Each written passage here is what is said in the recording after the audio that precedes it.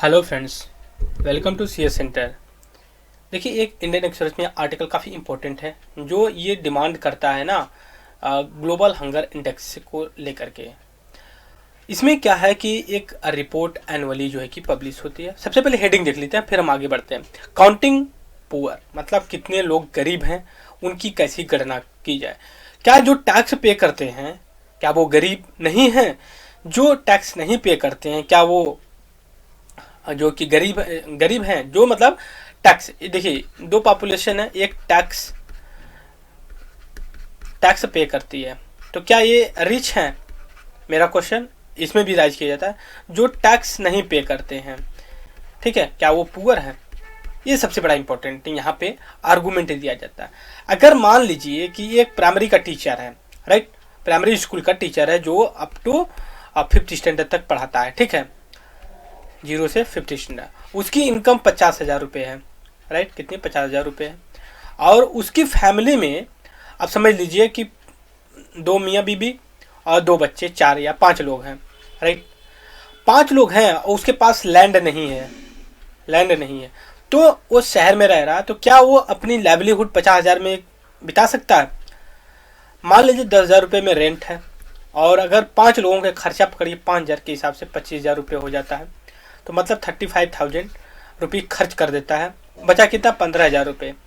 दूसरी चीज़, 15,000 में से अगर वो मान लीजिए 10% अगर वो देता है, 50,000 में से टैक्स पे करता है 5,000 रुपये, तो आपका मान लीजिए 10% करता है, तो वो आपका 5,000 का कितना हो गया? टोटल 40,000 रुपये होंगे।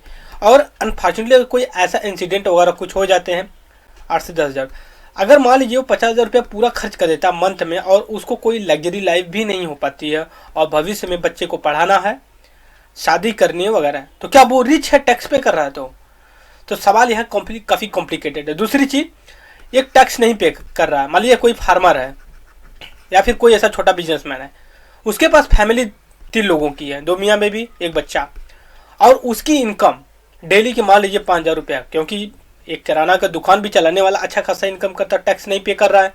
या फिर जो फार्मर है उसके पास 5 बीघे ज़मीन हो, 5 हेक्टेयर का, तो मतलब ये काफ़ी कॉम्प्लिकेटेड है कि how to calculate numbers of the poor in specially in India, right. ये आर्गूमेंट है यहाँ पे।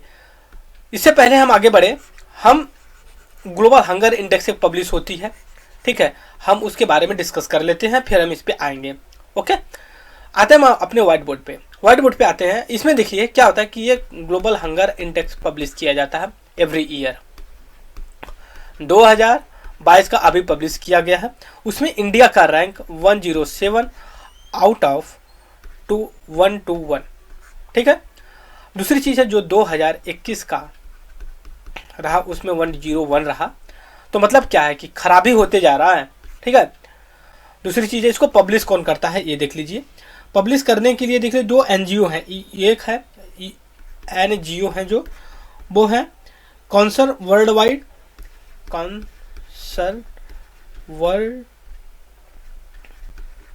वाइड, और दूसरा जो है वेल्थ थ्रू ग्री हेल्थ।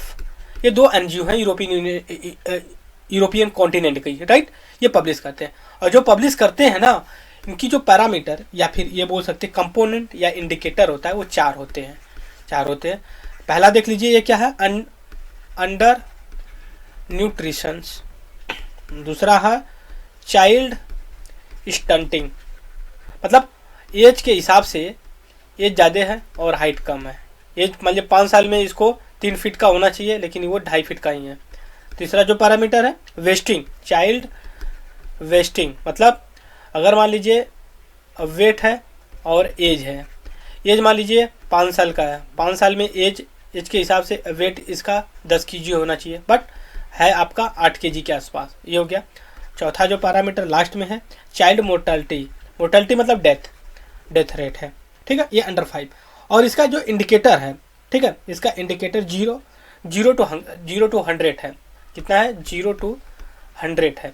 अगर 0 का मतलब ये हो गया, 0 का मतलब कि बेस्ट, मतलब एकदम 0 हंगर है, 100 का मतलब 100% हंगर है, राइट। तो इंडिया का ये रहा। अब हम देखते हैं इसमें जो रही है, तो अब हम जो रिपोर्ट की बात करते हैं, जो इसमें आर्गूमेंट दिया जाता है आर्टिकल्स में यही आर्गूमेंट दिया जाता है कि जो कैलकुलेट करते हैं ना, देखिए एक कैलोरी पे होती है, ये तो होती ही है, लेकिन जब रिपोर्ट जो ग्लोबल हंगर की बात करते हैं ना, तो इसमें कौन भूखा है, जैसे कैलोरी आप कितनी ले रहे हो, एक पैरामीटर है कि आप अगर 224 कैलोरी एक दिन में लेते हो, ठीक है, आप पुअर नहीं हो, वो नहीं हो। लेकिन ये आर्गूमेंट यहाँ आर्टिकल में देते हैं ना कि जो पुअर लोग हैं ना, उनके लिए केवल कैलोरी ही नहीं ज़रूरत है, हाउसिंग की भी ज़रूरत है, एडुकेशन की भी ज़रूरत है, और हेल्थ की भी ज़रूरत है, and so on. Is that clear? Cloth है, क्या खाना क्या पीना, पर कैलोरी ही ले लो, इतना वो नहीं चीज़ें हैं। दूसरी चीज़ ये कहते हैं कि गवर्नमेंट ऑफ इंडिया ने, ठीक है ना, गवर्नमेंट ऑफ इंडिया ने काफ़ी अच्छे स्टेप लिए हैं जिससे काफ़ी अच्छा इनकम हुआ। जैसे प्रधानमंत्री गरीब कल्याण योजना है, फूड जो कि उनको मेल प्रोवाइड किया जाता है। फिर उसके बाद एक आपको आता है पीएम किसान करके, इसमें 6,000 रुपये सब फार्मर को दिया जाएगा। फिर इसके बाद एक स्कीम की और इसमें जिक्र किया जाता है, फॉर एग्जांपल जैसे MG नरेगा है इसको। तो ये सारे आर्गूमेंट इसमें दिए जाते हैं। तो ये आर्टिकल एक ब्रीफ में था। और वर्ल्ड बैंक जो है ना, वर्ल्ड बैंक का जो एक पॉवर्टी को लेकर के कैलकुलेशन का अपना, क्योंकि पॉवर्टी जो पुअर लोग हैं या फिर जो हंगर हैं, ये लोग काफ़ी एक दूसरे से मिले जुले हैं। मान लीजिए ये कोई हंगर है, ये पुअर है, ये पुअर तभी है जब ये हंगर तभी जब ये पुअर है, इसके पास इनकम नहीं। दूसरी एक भी चीज़ है, जैसे एक बिजनेसमैन झुनझुनवाला थे, वो कहते थे कि लोग कहते हैं कि मैं बहुत रिच हूँ, बट मैं जो मन कर, लेकिन बट मेरा मन तरस जाता है मतलब खाने को, क्या स्वीट्स, क्योंकि उनको शुगर डायबिटीज की प्रॉब्लम थी। तो उनका कहना था कि पॉवर्टी या फिर अनहेल्थी जो लोग हैं, इसका ये मतलब नहीं कि जो पुअर है वो कम्प्लीटली हंगर है, उनको मिले। लेकिन कुछ है काम में बिजी होते हैं, वो भी तो हंगर है एक समय के लिए, कुछ समय के लिए।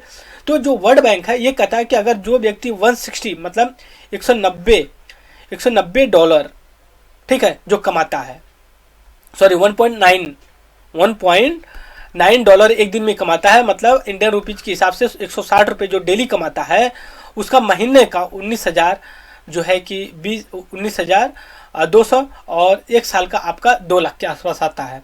तो ये कैलकुलेशन ये इन्होंने बताया है कि ऐसा होना चाहिए कुछ इस तरह से। तो बट अब ऐसा नहीं है कि मैंने अभी 50,000 का जो प्राइमरी का टीचर उसका एग्जाम्पल लेकर के आपके साथ शेयर किया, बट ये कभी कॉम्प्लिकेटेड है। हर इंस्टीट्यूशन, हर इंडिविजुअल एक्सपर्ट अपने अपने आर्गूमेंट से देते हैं। अगर आप हमसे पूछें तो मेरा ये मानना है कि ठीक है, हंगर है।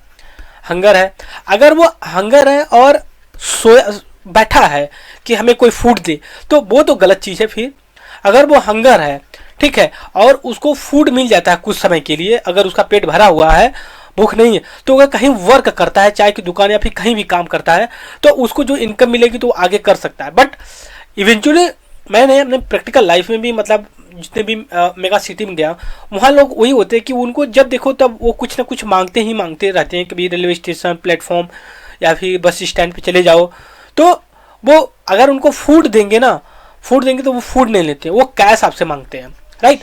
तो अब ऐसा नहीं है कि जो पुअर हैं वो उनकी मजबूरी है या फिर वो चाहते हैं पुअर ना रहना। तो ये सारी चीज़ें बड़ी कंट्रोवर्शियल हैं।